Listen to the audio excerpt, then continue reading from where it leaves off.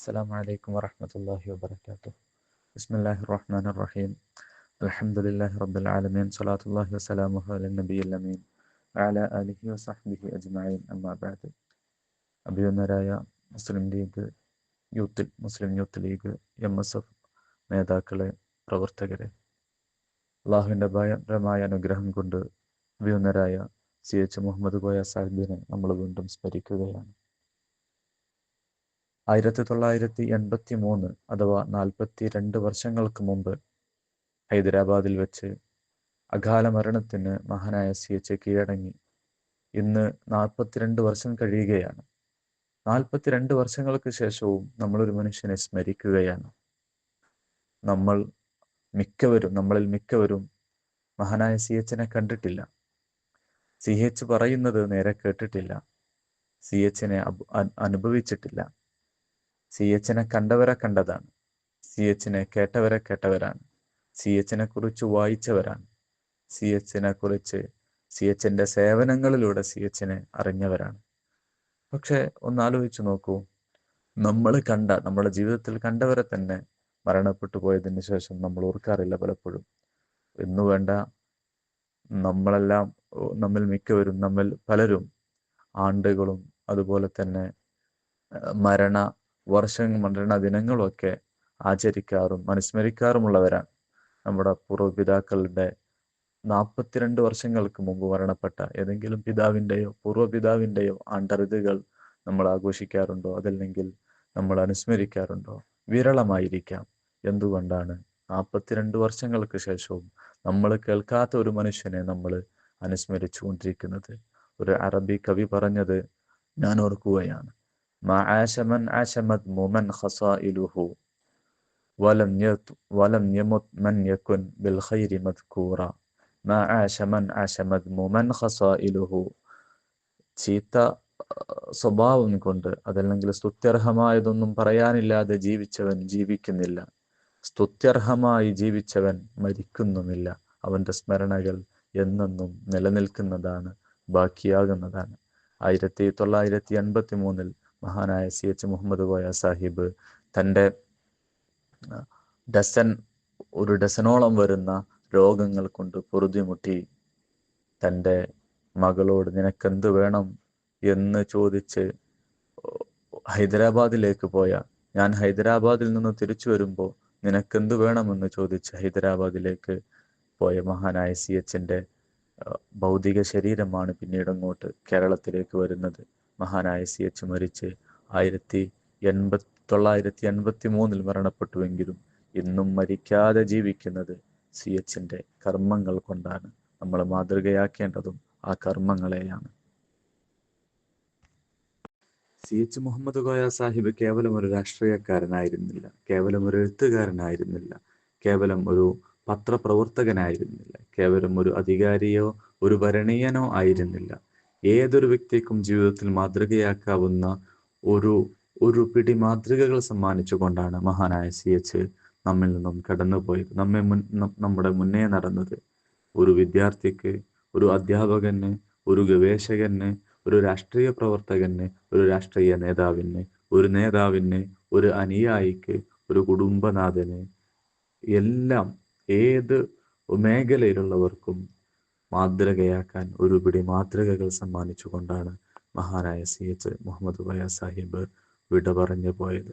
ആ മാതൃകകളെ നമ്മൾ പഠിക്കുകയും ജീവിതത്തിൽ പകർത്തുകയും വരും തലമുറക്ക് കൈമാറുകയും ചെയ്യുക എന്നത് നമ്മുടെ ഉത്തരവാദിത്തമാണ്. ആ ഉത്തരവാദിത്തം നിറവേറ്റാൻ മുന്നോട്ട് വന്ന MSF മുക്കം മുനിസിപ്പൽ കമ്മിറ്റിയെ ഞാൻ ഹൃദയം കൊണ്ട് അഭിനന്ദിക്കുകയാണ്. അള്ളാഹു ഉത്തരോത്തരം മുന്നോട്ട് പോകാനുള്ള തൗഫീഖ് പ്രദാനം ചെയ്യട്ടെ. 1927 ജൂലൈ 15 മഹാനായ CH അത്തോളിയിലെ ഒരു ഓണം കേറാമൂലയിൽ, CH തന്നെ പറയുന്നതനുസരിച്ച് ഓണം കേറാത്ത ഒരു കുഗ്രാമത്തിലെ അപ്രശസ്തമായ കുടുംബത്തിൽ വായിൽ വെള്ളക്കരണ്ടിയില്ലാതെ ജനിച്ച വിനീതനാണ് ഞാൻ. അത്തോളി എന്ന ഗ്രാമത്തിലെ സാമ്പത്തികമായി കഴിവില്ലാത്ത, വിദ്യാഭ്യാസപരമായി ഗുണമില്ലാത്ത ഒരു സാധു കുടുംബത്തിൽ പിറന്നവനാണ് ഞാനെന്ന് മഹാനായ CH പറയുന്നുണ്ട്. 1927 ജൂലൈ 15 മഹാനായ CHന്റെ പിറവി. മാതാവ് ഒരു സാധാരണ മുസ്ലിയാറായിരുന്നു, ആലി മുസ്ലിയാർ. അദ്ദേഹം ഒരു പരിധിക്കപ്പുറം മതം പഠിച്ചവനായിരുന്നില്ല. മതബോധവും അതുപോലെ തന്നെ മതപാണ്ഡിത്യവുമുള്ള തറവാട്ടുകാരനായിരുന്നു, മാതാവും പിതാവുമെല്ലാം. പക്ഷെ മതപാണ്ഡിത്യത്തിനപ്പുറം ഉറുക്കും മന്ത്രവും അതുപോലെ തന്നെ വൈദ്യ ചികിത്സവുമായി മുന്നോട്ട് നടക്കുന്ന ഒരാളായിരുന്നു മഹാനായ CH പിതാവ് ആലി മുസ്ലിയാർ. ഈ വഴിയെ തന്നെ തൻ്റെ മകനെ മുന്നോട്ട് നയിക്കണമെന്ന ആഗ്രഹമായിരുന്നു തൻ്റെ മകനുണ്ടായിരുന്നത്, തൻ്റെ പിതാവിനുണ്ടായിരുന്നത്. പക്ഷേ തൻ്റെ മകൻ അതിനേക്കാൾ എത്രയോ വലിയ സ്വപ്നങ്ങളുമായി നടക്കുന്നയാളായിരുന്നു. ഒരർത്ഥത്തിൽ സ്വപ്നങ്ങളുമായി നടക്കുന്നയാളാണെന്ന് പറയാൻ കഴിയില്ല. കാരണം അധികാരങ്ങളോ തൻ്റെ സ്ഥാനമാനങ്ങളോ ലക്ഷ്യം കണ്ട് നടന്നിരുന്ന ആളല്ല മഹാനായ CH സ്വപ്നം കണ്ടിരുന്നത് തൻ്റെ സമുദായത്തിൻ്റെ, പിന്നോക്ക സമൂഹങ്ങളുടെ സാമ്പത്തികമായും സാമൂഹികമായും തൊഴിൽപരമായും ജാതിപരമായും സാമുദായികപരമായും പിന്നോക്കം നിൽക്കുന്ന സമുദായത്തിൻ്റെ ഔന്നത്യം സ്വപ്നം കണ്ട് നടന്നിരുന്ന ഒരു വലിയ മനുഷ്യനായിരുന്നു ചെറുപ്പം മുതൽ തന്നെ മഹാനായ CH മുഹമ്മദ് കോയ സാഹിബ്. 1939 തൻ്റെ 7ാം ക്ലാസ് പഠനത്തിന് ശേഷം കൊയിലാണ്ടിയിലെ ഹൈസ്കൂളിൽ സമ്മതമില്ലാതെ ചേർന്നതിനു വേണ്ടി ആലി മുസ്ലിയാർ മഹാനായ CH പൊതിരെ തല്ലിയിട്ടുണ്ടായിരുന്നു. കൊയിലാണ്ടി ഹൈസ്കൂളിൽ നിന്നെ പഠിപ്പിക്കാൻ എനിക്ക് എവിടെ നിന്നാണ് കാശ് എന്ന് ചോദിച്ചുകൊണ്ടായിരുന്നു പിതാവ് ആ മോനെ പൊതിരെ തല്ലിയിരുന്നത്. പക്ഷെ ആ മോന്റെ എല്ലാ ചെലവും ഏറ്റെടുത്തിരുന്നത് മഹാനായ ഖായിദുൽ ഖൗം സയ്യിദ് അബ്ദുറഹ്മാൻ ബാഫഖി തങ്ങളായിരുന്നു. CH മുഹമ്മദ് കോയ സാഹിബ് പിന്നീട് പറയുന്നുണ്ട്, ജനാബ് ബാഫഖി തങ്ങളാണ് എൻ്റെ എല്ലാ ചിലവുകളും തുടക്കത്തിൽ വഹിച്ചിരുന്നത്. പിന്നീട് എനിക്ക് സ്കോളർഷിപ്പുകൾ ലഭിക്കുകയും ഞാനത് തിരിച്ചു കൊടുക്കുകയും ചെയ്തുവെന്ന് അദ്ദേഹം നന്ദിപൂർവ്വം ഓർക്കുന്നുണ്ട്. മഹാനായ CH മുഹമ്മദ് കോയ സാഹിബിൻ്റെ കുടുംബ പാരമ്പര്യം എന്ന് പറയുന്നത് ഒരു ഉന്നത വിദ്യാഭ്യാസത്തിന് പറഞ്ഞയക്കുന്ന ഒരു ഉന്നത തറവാട്ടിലെ കുട്ടിയായിരുന്നില്ല CH. പക്ഷേ സമുദായത്തിന് വേണ്ടി അദ്ദേഹം ഔന്നത്യത്തിലെത്തുകയായിരുന്നു. അതല്ലെങ്കിൽ ദൈവം അള്ളാഹു ഔന്നത്യത്തിലേക്ക് അദ്ദേഹത്തെ പറഞ്ഞയക്കുകയായിരുന്നു. ബാഫഖി തങ്ങളെ പരിചയപ്പെടുകയും ബാഫഖി തങ്ങളിലൂടെ സയ്യിദ് സാഹിബിനെ പരിചയപ്പെടുകയും ചെയ്തതോടുകൂടി ബഹുമാനപ്പെട്ട CH മുഹമ്മദ് കോയ സാഹിബിൻ്റെ കഴിവുകൾ കേരളം തിരിച്ചറിയുകയും അങ്ങനെ അദ്ദേഹം അതിവേഗം വളരുകയും ചെയ്തു. 1943 അദ്ദേഹം സാമൂതിരി കോളേജിൽ മീഡിയറ്റിന് ചേരുന്നുണ്ട്. ആ സമയത്ത് അദ്ദേഹം MSFന്റെ രാഷ്ട്രീയവുമായി ഓടി നടക്കുന്ന സമയമായിരുന്നു. ദേശീയ തലത്തിൽ തന്നെ MSF ഏറ്റവും ശക്തിയാർജിച്ച സമയമായിരുന്നു അത്. ആ സമയത്താണ് മലബാർ ജില്ലാ മുസ്ലിം ലീഗ് നേതൃത്വത്തിൽ മലബാർ ജില്ല MSF നിലവിൽ വരുന്നത്. മദിരാശി സ്റ്റേറ്റിന്റെ ഭാഗമായിരുന്ന സ്വതന്ത്രപൂർവ്വ ഇന്ത്യയിലെ ബ്രിട്ടീഷ് ഇന്ത്യയിലെ മദിരാശി സ്റ്റേറ്റിന്റെ ഭാഗമായിരുന്ന മലബാർ ഡിസ്ട്രിക്റ്റിൽ കേരള ഡിസ്ട്രിക്റ്റ് ജില്ല മുസ്ലിം ലീഗിന്റെ നേതൃത്വത്തിൽ MSF കമ്മിറ്റി രൂപീകരിക്കുന്നത്. ഈ സമയത്ത് അതിൻ്റെ സംഘാടകരിൽ മുൻപന്തിയിൽ കോഴിക്കോട് കേന്ദ്രീകരിച്ചുള്ള അതിൻ്റെ സംഘാടകരിൽ മുൻപന്തിയിൽ മഹാനായ CH മുഹമ്മദ് കോയ സാഹിബ് എന്ന ബാലനുണ്ടായിരുന്നു. ആയതിനാൽ തന്നെ പഠനവുമായി കൂടുതൽ സമയം ചിലവഴിക്കാൻ അദ്ദേഹത്തിന് സമയം കിട്ടിയിരുന്നില്ല. ആയതുകൊണ്ട് തന്നെ കെമിസ്ട്രിയിൽ അദ്ദേഹം പരാജയപ്പെടുകയും അതോടുകൂടി അദ്ദേഹത്തിൻ്റെ വിദ്യാഭ്യാസം ഇങ്ങനെ അവസാനിക്കുകയും ചെയ്യുന്ന സാഹചര്യമാണ് ഉണ്ടാകുന്നത്.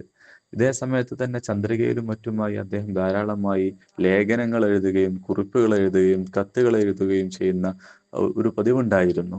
അദ്ദേഹത്തിൻ്റെ ചന്ദ്രികയിലെ സുഹൃത്തുക്കളും മറ്റുമൊക്കെ അദ്ദേഹത്തോട് പറയാറുണ്ടായിരുന്നു പലപ്പോഴും ആ കെമിസ്ട്രി എഴുതിയെടുത്ത് വീണ്ടും പഠന രംഗത്ത് ശോഭിക്കണമെന്ന്. അദ്ദേഹം അതിന് മറുപടി കൊടുക്കാറുണ്ടായിരുന്നത്, കെമിസ്ട്രി എന്ന കുന്ത്രാണ്ടമുള്ള കാലത്തോളം ഞാനിനി പരീക്ഷയ്ക്ക് വിജയിക്കാൻ പോകുന്നില്ല എന്ന് പറഞ്ഞുകൊണ്ട് കലാലയ വിദ്യാഭ്യാസത്തോട് അദ്ദേഹം സലാം ചൊല്ലുകയായിരുന്നു. കലാലയ വിദ്യാഭ്യാസത്തിൽ അദ്ദേഹം തുടർന്നു പോയിരുന്നുവെങ്കിൽ പക്ഷേ ഇന്ന് കാണുന്ന മഹാനായ CH നമുക്ക് കാണാൻ കഴിയുമായിരുന്നില്ല. ദൈവനിശ്ചയം, അള്ളാഹുവിൻ്റെ നിശ്ചയം ഒരുപക്ഷെ നമ്മൾ കണക്കാക്കുന്നതിനും അപ്പുറമായിരിക്കാം. നമ്മൾ കണക്കാക്കുന്നതിനപ്പുറം അള്ളാഹുവിൻ്റെ ചില തീരുമാനങ്ങളുണ്ട്. ആ തീരുമാനമായിരുന്നു മഹാനായ CH-നെ ഇന്റർമീഡിയറ്റ് കംപ്ലീറ്റ് ചെയ്യാതെ കേരളത്തിന്റെ മുഖ്യമന്ത്രിയാക്കണമെന്നത്. ആ ദൈവനിശ്ചയത്തിന് കേരളം സാക്ഷിയായി. സൂര്യൻ അസ്തമിക്കാത്ത ബ്രിട്ടീഷ് സാമ്രാജ്യത്വത്തിൽ നിന്നും 1947 ഇന്ത്യ സ്വാതന്ത്ര്യം നേടി. 1948 മുസ്ലിം ലീഗിനെ ഓൾ ഇന്ത്യ മുസ്ലിം ലീഗിനെ ഇന്ത്യയിൽ ഇന്ത്യൻ യൂണിയൻ മുസ്ലിം ലീഗായി പുനഃസംഘടിപ്പിച്ചതിന് ശേഷം കേരളപ്പിറവിക്ക് മുമ്പേ മഹാനായ CH മുഹമ്മദ് കോയ സാഹിബ് തെരഞ്ഞെടുപ്പ് ഗോതയിൽ ഇറങ്ങിയിട്ടുണ്ടായിരുന്നു. കോഴിക്കോട് മുനിസിപ്പാലിറ്റിയിലായിരുന്നു അദ്ദേഹത്തിന്റെ മത്സരം. 2 തവണയാണ് അദ്ദേഹം മത്സരിച്ചത്. രണ്ടിലും മികച്ച വിജയമായിരുന്നു. രണ്ടാമത് ഒരു വിജയ സാധ്യതയുമില്ലാത്ത മണ്ഡലത്തിലായിരുന്നു അദ്ദേഹത്തിന് മത്സരിക്കേണ്ടി വന്നത്. അത് ബാഫഖി തങ്ങളുടെ ഒരു പരീക്ഷണവും അതോടൊപ്പം തന്നെ ഒരു ചാണക്യ തന്ത്രവുമായിരുന്നു. എവിടെ വെച്ചാലും CH വിജയിക്കുമെന്ന് ബാഫഖി തങ്ങൾ നേരത്തെ മുൻകൂട്ടി അറിഞ്ഞിട്ടുണ്ടായിരുന്നു. ആയതിനാൽ തന്നെ ഒരു സാധ്യതയുമില്ലാത്ത ശക്തമായ പോരാട്ടം നടക്കുന്ന വാർഡിൽ മഹാനായ CH-നെ മത്സരിപ്പിക്കുകയും കുറഞ്ഞ വോട്ടിനെങ്കിലും 50ഓളം വരുന്ന വോട്ടിനാണ് മഹാനായ CH കോൺഗ്രസ് നേതാവിനെ പരാജയപ്പെടുത്തുകയും ചെയ്യുന്നത്. അതോടുകൂടി CH-ന്റെ ലോകം തന്നെ CH-നെ കുറിച്ചുള്ള കാഴ്ചപ്പാട് തന്നെ രാഷ്ട്രീയ കേരളത്തിന് മാറി തുടങ്ങിയിരുന്നു. കാരണം ഈ ചെറുപ്പക്കാരൻ, ഈ ചുറുചുറുക്കുള്ള ചെറുപ്പക്കാരൻ ഏത് വിധിയും മാറ്റിയെഴുതാൻ തക്ക ചെറുപ്പക്കാരനാണെന്ന് അവർ വിധി എഴുതിയിട്ടുണ്ടായിരുന്നു. തുടർന്നാണ് കേരളപ്പിറവി നടക്കുന്നതും. 1957 ആദ്യമായി കേരള നിയമസഭയിലേക്ക് ഇലക്ഷൻ നടക്കുകയും ചെയ്യുന്നത്. ജീവിതത്തിലൊരിക്കലും തോൽവി അറിഞ്ഞിട്ടില്ലാത്ത മഹാനായ CH ആദ്യ കേരളപ്പിറവിയാനന്തരം ആദ്യ തെരഞ്ഞെടുപ്പിൽ തന്നെ താനൂരിൽ നിന്ന് 1957 താനൂർ മണ്ഡലത്തിൽ നിന്ന് മത്സരിക്കുകയും വലിയ ഭൂരിപക്ഷത്തിൽ വിജയിക്കുകയും ചെയ്തു. വീണ്ടും അവിടെ നിന്ന് തന്നെ മത്സരിക്കുകയും പിന്നീട് മങ്കട, മഞ്ചേരി, മലപ്പുറം കൊണ്ടോട്ടി തുടങ്ങി വിവിധ മണ്ഡലങ്ങളിൽ മത്സരിക്കുകയും മന്ത്രിയും മുഖ്യമന്ത്രിയും ഉപമുഖ്യമന്ത്രിയുമെല്ലാം ആയിത്തീരുകയും ചെയ്തിട്ടുണ്ട്. ആദ്യ നിയമസഭാ തെരഞ്ഞെടുപ്പിൽ തന്നെ മികച്ച വിജയം നേടി 8 മുസ്ലിം ലീഗ് MLA-മാരിൽ നിയമസഭാ പാർട്ടി ലീഡറായി തെരഞ്ഞെടുക്കപ്പെടുകയും ശക്തമായ പ്രകടനം കാഴ്ചവെക്കുകയും ചെയ്തു. ചന്ദ്രികയിലെ സഹപ്രവർത്തകരോടൊപ്പം വണ്ടിയിൽ സഞ്ചരിക്കുമ്പോൾ മന്ത്രിമാർക്ക് സല്യൂട്ട് ചെയ്യുന്ന പോലീസുകാരെ കാണുമ്പോൾ CH പറയാറുണ്ടായിരുന്നു അത്രേ, ഇവരെല്ലാം മുസ്ലിം ലീഗ് മന്ത്രിമാർക്ക് സല്യൂട്ട് ചെയ്യുന്ന ഒരു കാലം വരുമെന്ന്. ഇത് കേട്ട സഹപ്രവർത്തകർ കളിയാക്കി ചിരിക്കാറുണ്ടായിരുന്നു അത്രേ. പക്ഷേ പിന്നീട് മന്ത്രിയും മുഖ്യമന്ത്രിയുമായി ഈ CH-ന്റെ കീഴിലുള്ള മുസ്ലിം ലീഗ് മന്ത്രിമാർക്ക് പലവട്ടം കേരള പോലീസ് സല്യൂട്ട് ചെയ്യുന്ന സാഹചര്യമുണ്ടായി. ഇന്നും അത് അനുശ്രൂതം അടുത്ത കാലത്തും അത് തുടർന്നുകൊണ്ടേയിരിക്കുകയാണ്. മുസ്ലിം ലീഗ് ഭരണത്തിലെത്തുക എന്നത് ഒരു കാലത്ത് നടക്കാത്ത സ്വപ്നമായിരുന്നുവെങ്കിൽ ഇന്ന് അത് ഒരു പ്രശ്നമില്ലാതെയായി മാറിയത് CH-ന്റെ കാലം മുതലാണ്. അതല്ലെങ്കിൽ CH തുടങ്ങി വെച്ചതാണ്. CH-ന്റെ രാഷ്ട്രീയ വിജയങ്ങളും രാഷ്ട്രീയ ജീവിതവും പരിശോധിക്കുന്നതോടൊപ്പം CH-ന്റെ ജീവിതത്തെ സൈദ്ധാന്തികമായി വിലയിരുത്താൻ കൂടി നമ്മൾ തയ്യാറാവേണ്ടതുണ്ട്. നർമ്മ രസികനായിരുന്നു CH. അതോടൊപ്പം തന്നെ ഗൗരവക്കാരനായിരുന്നു. തൻ്റെ പാർട്ടിയെയും തൻ്റെ സമുദായത്തെയും ഒരു ഘട്ടത്തിലും ഒരു ഘട്ടത്തിലും താഴ്ന്നു കൊടുക്കാൻ അദ്ദേഹം സന്നദ്ധനായിരുന്നില്ല. അതോടൊപ്പം തന്നെ അദ്ദേഹം കവിതകളെയും എഴുത്തിനെയും വായനയെയും ഇഷ്ടപ്പെടുന്നയാളായിരുന്നു. പക്ഷേ അദ്ദേഹത്തിൻ്റെ സാമുദായിക സ്നേഹവും സാമുദായിക സേവനവും രാഷ്ട്ര സേവനവും അതിനെല്ലാം മീതയായിരുന്നു. അദ്ദേഹത്തിൻ്റെ കലയും അദ്ദേഹത്തിൻ്റെ വ്യക്തിജീവിതവുമെല്ലാം രണ്ടാമത് മാത്രമായിരുന്നു വന്നിരുന്നത്. നല്ല വായനക്കാരനും നല്ല എഴുത്തുകാരനും കാർട്ടൂണുകളെ ഇഷ്ടപ്പെടുന്ന നല്ല ഒരു കലാകാരനുമായിരുന്നു മഹാനായ CH മുഹമ്മദ് കോയ സാഹിബ്. സമസ്ത കേരള സാഹിത്യ പരിഷത്ത് പ്രസിഡന്റായിരുന്ന CP ശ്രീധരൻ ഒരിക്കൽ പറയുന്നുണ്ട്, രാഷ്ട്രീയത്തിലിറങ്ങിയില്ലായിരുന്നുവെങ്കിൽ മഹാനായ CH മുഹമ്മദ് കോയ സാഹിബ് വലിയൊരു കഥാകൃത്തും വലിയൊരു ലേഖകൻ വലിയൊരു എഴുത്തുകാരനുമാകുമായിരുന്നുവെന്ന് ഈ CH മുഹമ്മദ് കോയ സാഹിബ് ധാരാളമായിട്ട് ധാരാളമായിട്ട് എഴുത്തുകാരെ വളർത്തിയെടുക്കുന്നതിൽ പരിശ്രമിച്ചിട്ടുണ്ട്. എഴുത്തിന് അത്രമേൽ ഇഷ്ടപ്പെടുകയും ചെയ്തിട്ടുണ്ട്. വൈക്കം മുഹമ്മദ് ബഷീറിനെയും മഹാകവി ടി ഉബൈദിനെയും അതുപോലെ തന്നെ SK പൊറ്റക്കാടിനെയും എല്ലാം ഒരുപാട് ഇഷ്ടപ്പെട്ടിരുന്നു അദ്ദേഹം. SK പൊറ്റക്കാടിനെ തലശ്ശേരിയിൽ മത്സരിപ്പിച്ച് MP ആക്കിയതുപോലും മഹാനായ CH മുഹമ്മദ് കോയ സാഹിബിന്റെ പാർട്ടിയായിരുന്നു. അതല്ലെങ്കിൽ CH മുഹമ്മദ് കോയ സാഹിബായിരുന്നു. അതിന് പ്രതിഫലമായി ഞാൻ എന്ത് തരണമെന്ന് ചോദിക്കാനെത്തിയ SK പൊറ്റക്കാടിനോട് CH പറഞ്ഞത്, അങ്ങയുടെ ഒരു യാത്രാ വിവരണം അല്ലെങ്കിൽ അങ്ങയുടെ ഒരു യാത്രയുമായി ബന്ധപ്പെട്ട നോവൽ അല്ലെങ്കിൽ യാത്രാ വിവരണ പുസ്തകം നിങ്ങൾ ചന്ദ്രികയിൽ പ്രസിദ്ധീകരിക്കണം എന്ന് മാത്രമാണ് അദ്ദേഹം പറഞ്ഞത്. അദ്ദേഹത്തിന് എന്ത് ആനുകൂല്യങ്ങളും പാർട്ടിക്ക് വേണ്ടി ചോദിക്കാമായിരുന്നു, സ്വന്തത്തിന് വേണ്ടി ചോദിക്കാമായിരുന്നു, തന്റെ നേതാവ് മഹാനായ ബാഫക്കി തങ്ങൾക്ക് വേണ്ടി ചോദിക്കാമായിരുന്നു. പക്ഷേ അതെല്ലാം അദ്ദേഹം സമുദായത്തിനും പാർട്ടിക്കും ചന്ദ്രികക്കും മാത്രം ചോദിക്കുക എന്നതല്ലാതെ മറ്റൊന്നും അദ്ദേഹം ചെയ്തിരുന്നില്ല. അത് തന്നെ SK പൊറ്റക്കാടിന്റെ കൂടെ വളർച്ച കൂടിയാണ് അത് കാരണമായതുപോലും. CH മുഹമ്മദ് കോയ സാഹിബ് അത്രമേൽ സാഹിത്യത്തെ, കലയെ ഇഷ്ടപ്പെട്ടിട്ടുണ്ടായിരുന്നു. പക്ഷെ എന്നുവെച്ച് അദ്ദേഹം എല്ലാം വെച്ചുകുറിപ്പിക്കുന്ന സ്വഭാവക്കാരനുമായിരുന്നില്ല. തൻ്റെ സമുദായത്തിനെതിരെ, തൻ്റെ പാർട്ടിക്കെതിരെ നീളുന്ന അതേത് കൊലകൊമ്പന്റെ എഴുത്തുകളാണെങ്കിലും ഏത് കൊലകൊമ്പന്റെ കാർട്ടൂണുകളാണെങ്കിലും അദ്ദേഹം അതിന് തക്ക മറുപടികൾ കൊടുക്കാറുണ്ടായിരുന്നു. ഒരിക്കൽ അദ്ദേഹം വിദ്യാഭ്യാസ മന്ത്രിയായിരിക്കുന്ന സമയത്ത് അദ്ദേഹത്തിന്റെ കീഴുദ്യോഗസ്ഥരില്ല അഥവാ ഗവൺമെന്റ് തസ്തികയിൽ വർക്ക് ചെയ്യുന്ന PK മന്ത്രി എന്ന പേരിൽ രാഷ്ട്രീയ വിഷയങ്ങളെ കാർട്ടൂണുകളായി അവതരിപ്പിച്ചിരുന്ന ഒരു കാർട്ടൂണിസ്റ്റ് ഉണ്ടായിരുന്നു. CH മുഹമ്മദ് കോയ സാഹിബ് വിദ്യാഭ്യാസ മന്ത്രിയായിരിക്കുന്ന സമയത്ത് അദ്ദേഹം വകുപ്പിൽ പ്രവർത്തിക്കുന്നുണ്ടായിരുന്നു. അതല്ലെങ്കിൽ വകുപ്പിന്റെ കീഴിൽ ഗവൺമെന്റ് തസ്തികയിൽ അദ്ദേഹം ജോലി ചെയ്യുന്നുണ്ടായിരുന്നു. ഈ അവസരത്തിലാണ് മുൻഷി നിയമം, CH മുഹമ്മദ് കോയ സാഹിബ് മുൻഷി നിയമം കൊണ്ടുവരുന്നതും അറബി ഭാഷാധ്യാപകരായിട്ട് ഒരുപാട് മുൻഷിമാരെ നിയമിക്കുകയും ചെയ്യുന്നത്. ഇതിനെ പരിഹസിച്ചുകൊണ്ടും ഇതിനെ വർഗീയമായി ചിത്രീകരിച്ചുകൊണ്ടും ധാരാളമായി നിയമസഭക്കകത്തും പുറത്തും ആരോപണങ്ങൾ ഉയരുമ്പോൾ CH അതിനെയെല്ലാം പ്രതിരോധിച്ച് മുന്നോട്ട് പോകുന്ന സമയത്താണ് പത്രത്തിൽ ഈ PK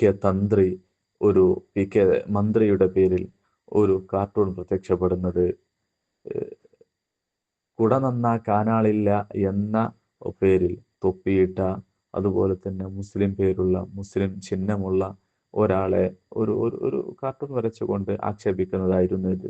മഹാനായ CH ആക്ഷേപങ്ങളെയും പരിഹാസങ്ങളെയും എല്ലാം ഉൾക്കൊണ്ടിരുന്ന, അതുപോലെ തന്നെ കലയെയും എല്ലാം ഉൾക്കൊണ്ടിരുന്ന CH പക്ഷെ ഇത് ഉൾക്കൊള്ളാൻ തയ്യാറായില്ല.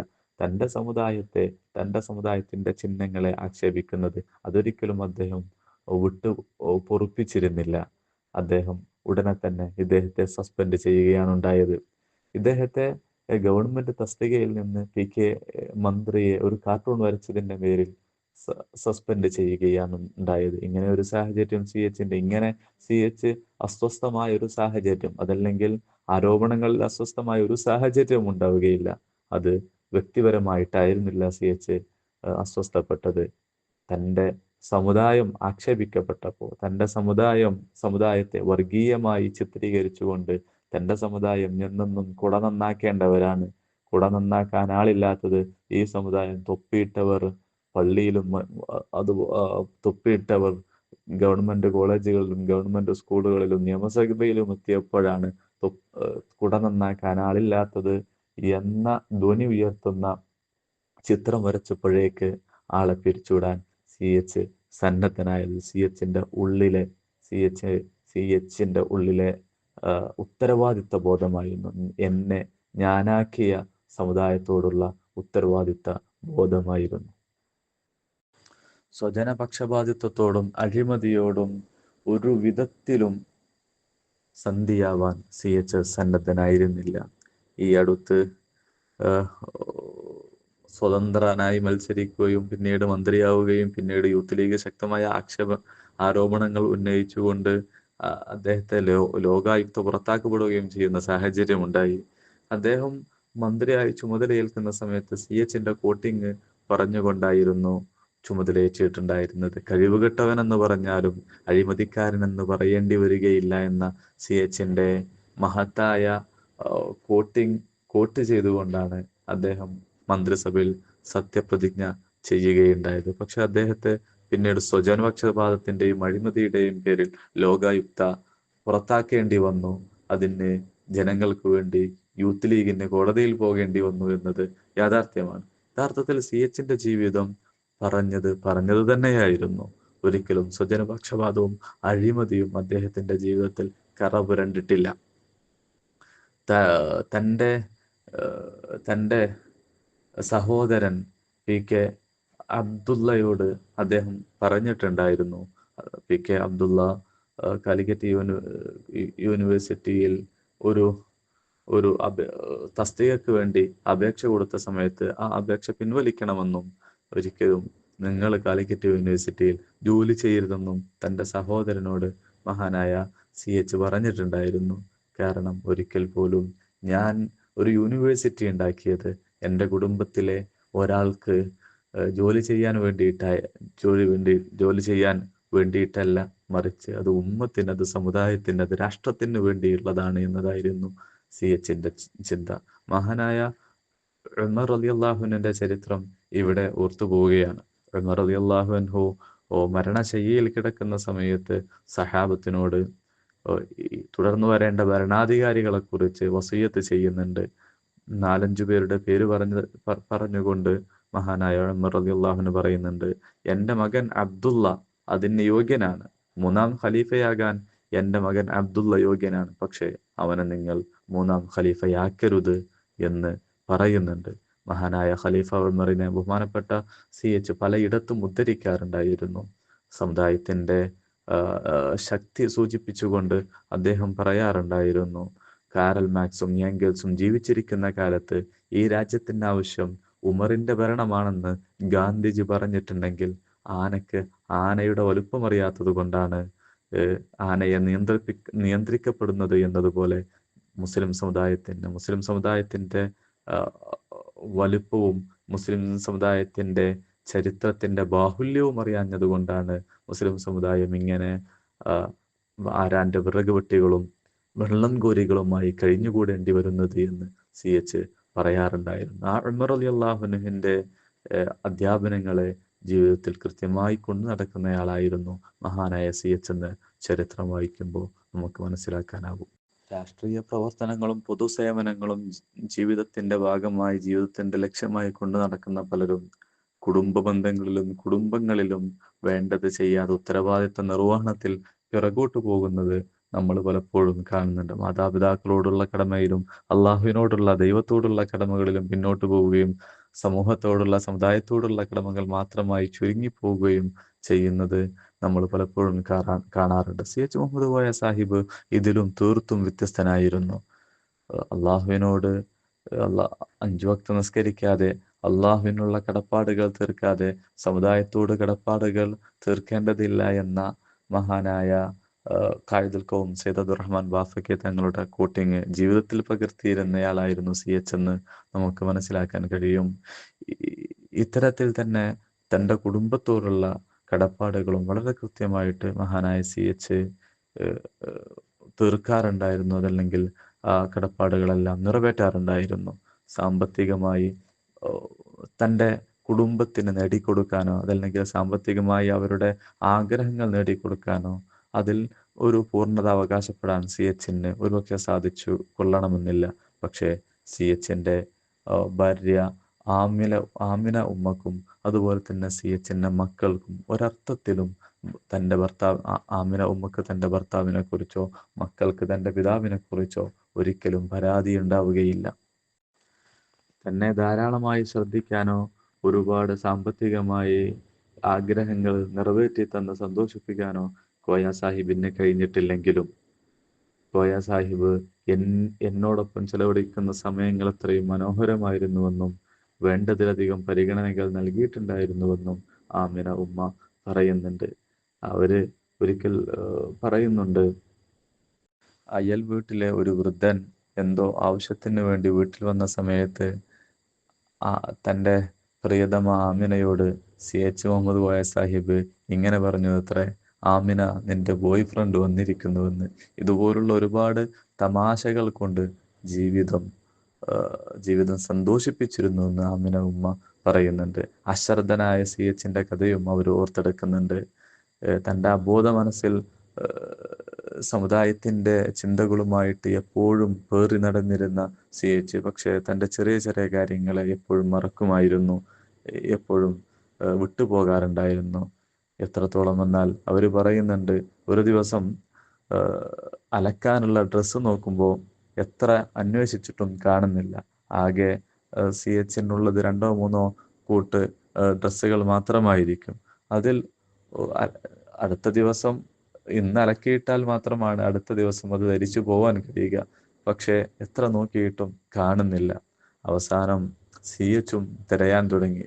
ഒരിക്കലും കാണുന്നില്ല എന്നുറപ്പായപ്പോൾ CH ചന്ദ്രികയിലേക്ക് പോയി. അങ്ങനെ അല്പം കഴിഞ്ഞ് ചന്ദ്രികയിൽ നിന്നൊരു കോൾ, ആമിന, നീ അന്വേഷിച്ചിരുന്ന ഡ്രസ്സ്, തുണി എൻ്റെ തുണിക്ക് താഴെയുണ്ട്. അപ്പോൾ മഹാനായ CH ഉടുത്തിരുന്ന ഡ്രസ്സ് മാറ്റാതെ തന്നെ അതിൻ്റെ മുകളിലൂടെ തുണിയെടുത്ത് പോയതായിരുന്നു. ഇത്രയും അശ്രദ്ധ അദ്ദേഹത്തിൻ്റെ ജീവിതത്തിൽ ഉണ്ടായിരുന്നു. പക്ഷേ അത് ചെറിയ ചെറിയ കാര്യങ്ങളിലാണെന്ന് മാത്രം. വലിയ കാര്യങ്ങളിൽ ഒരിക്കലും അദ്ദേഹത്തിന് അശ്രദ്ധയുണ്ടായിരുന്നില്ല. ഒരു പോലീസുകാരൻ അദ്ദേഹത്തിൻ്റെ ഓർമ്മക്കുറിപ്പിൽ ഇങ്ങനെ എഴുതുന്നുണ്ട്, ഒന്നിച്ച് ജോയിൻ ചെയ്ത 2 അമുസ്ലിം പോലീസുകാരും അതുപോലെ തന്നെ ഒരു മുസ്ലിം നാമധാരിയായ പോലീസുകാരനും, അങ്ങനെ അവരുടെ സ്ഥാനക്കയറ്റത്തിൻ്റെ പ്രൊമോഷൻ്റെ സമയമെത്തിയപ്പോൾ പോലീസുകാരന് ചില സൂചനകൾ ലഭിച്ചു. മുസ്ലിം പോലീസുകാരന് ചില സൂചനകൾ ലഭിച്ചു. അദ്ദേഹത്തിൻ്റെ പേര് മുസ്ലിം ആയതിനാൽ അദ്ദേഹത്തിൻ്റെ പ്രൊമോഷന് എന്തൊക്കെയോ വിലങ്ങ് തടികൾ മേലുദ്യോഗസ്ഥന്മാർ വെച്ചിട്ടുണ്ട് എന്ന്. അങ്ങനെ അദ്ദേഹത്തിൻ്റെ പിതാവിനെയും കൂട്ടി CHന്റെ ആഭ്യന്തരമന്ത്രിയായ പോലീസ് മന്ത്രിയായ CHന്റെ മുമ്പിലെത്തി. CHനോട് വിഷയം പറഞ്ഞു, ഇങ്ങനെയൊക്കെയാണ്, അതുകൊണ്ട് എൻ്റെ പ്രൊമോഷൻ തടയപ്പെടാൻ സാധ്യതയുണ്ടെന്ന് ഞാൻ മനസ്സിലാക്കുകയാണ്, ഒന്ന് ചെക്ക് ചെയ്യണം, ഒന്ന് അന്വേഷിച്ചുറപ്പുവരുത്തണം എന്ന് CHനോട് പറയുമ്പോൾ CH തിരിച്ചു പറയുന്നുണ്ട്, നിന്റെ ഫയൽ നീ പറയുന്നത് പോലെ തന്നെയായിരുന്നു, നിന്റെ ഫയൽ മാത്രം പ്രൊമോഷൻ്റെ ലിസ്റ്റിൽ ഉണ്ടായിരുന്നില്ല. പക്ഷേ ഞാനത് ചെക്ക് ചെയ്തു, നിനക്ക് പ്രശ്നങ്ങളൊന്നുമില്ല എന്ന് ഉറപ്പുവരുത്തുകയും നിനക്ക് പ്രൊമോഷൻ നൽകുകയും ചെയ്തിട്ടുണ്ട് എന്ന്. അഥവാ ഇദ്ദേഹം ആവശ്യവുമായി എത്തുന്നതിന് മുമ്പേ CH അതെല്ലാം പരിശോധിക്കുകയും ഇദ്ദേഹം പ്രൊമോഷൻ അർഹനാണെന്ന് ഉറപ്പാക്കി പ്രൊമോഷൻ നൽകുകയും ചെയ്തിട്ടുണ്ടായിരുന്നു. ഉത്തരവാദിത്തങ്ങളിൽ ഒരിക്കലും ഈ അശ്രദ്ധകൾ അദ്ദേഹത്തിൻ്റെ ജീവിതത്തിൽ ഉണ്ടായിരുന്നില്ല. ഈ രാഷ്ട്രീയ, സാംസ്കാരിക, സാമൂഹ്യ, സാഹിത്യ മേഖലകളിൽ തിളങ്ങി നിൽക്കുന്നതോടൊപ്പം തന്നെ നല്ല ഒരു മതപണ്ഡിതനും മതബോധമുള്ളവനുമായിരുന്നു മഹാനായ CH മുഹമ്മദ് കോയ സാഹിബ്. ഒരിക്കൽ മാടവന അബൂബക്കർ മുസ്ലിയാർ അഥവാ ആലുവായി അബൂബക്കർ മുസ്ലിയാർ എന്നറിയപ്പെടുന്ന മഹാനായ ഷേഖ്, അദ്ദേഹം പലപ്പോഴും ജദുബിൻ്റെ ഹാലിൽ അഥവാ അള്ളാഹുവിൻ്റെ അടുത്തേക്കുള്ള അള്ളാഹുവിൻ്റെ സന്നിധാനത്തിലേക്കുള്ള യാത്രയിൽ കൂടെയുള്ളവരെ പരിഗണിക്കാതെ ജദുബിൻ്റെ ഹാലിൽ നിൽക്കുന്ന സമയങ്ങളാണ് പല സമയത്തും ഉണ്ടാകാറുള്ളത്. പക്ഷേ ആ ഘട്ടങ്ങളിൽ പോലും ഒരിക്കൽ അദ്ദേഹം വളരെ വെൽ ഡ്രസ്സഡായി മാറ്റി നിന്നുകൊണ്ട് ഒരിക്കൽ പറയുന്നുണ്ട്, ഇന്നൊരു മനുഷ്യൻ എന്നെ കാണാൻ വരുന്നുണ്ടെന്ന്. അന്ന് വന്ന മനുഷ്യൻ മഹാനായ CH മുഹമ്മദ് കോയ സാഹിബായിരുന്നു. ചരിത്രം പരിശോധിക്കുമ്പോൾ നമുക്ക് മനസ്സിലാകുന്നത്, മഹാനായ CH മുഹമ്മദ് കോയ സാഹിബ് മാടവന അബൂബക്കർ മുസ്ലിയാരുടെ ശിഷ്യനായിരുന്ന അഥവാ ആത്മീയ ശിഷ്യനായിരുന്ന ചാപ്പനങ്ങാടി ബാപ്പു മുസ്ലിയാരുടെ ശിഷ്യനായിരുന്നു ചാപ്പനങ്ങാട് CH മുഹമ്മദ് കോയ സാഹിബ് എന്നാണ്. മഹാനായ PMS കോയ തങ്ങൾ വിട പറഞ്ഞതിന് ശേഷം ആരാണ് ഇനി ഇന്ത്യൻ യൂണിയൻ മുസ്ലിം ലീഗിനെ നയിക്കുക എന്ന ചോദ്യം ബാക്കിയാവുമ്പോൾ CH മുഹമ്മദ് കോയ സാഹിബും മറ്റും ശിഹാബ് തങ്ങളെ നിർബന്ധിപ്പിക്കുമ്പോൾ ശിഹാബ് തങ്ങൾ അതിനെ സമ്മതിക്കുന്നില്ലായിരുന്നു.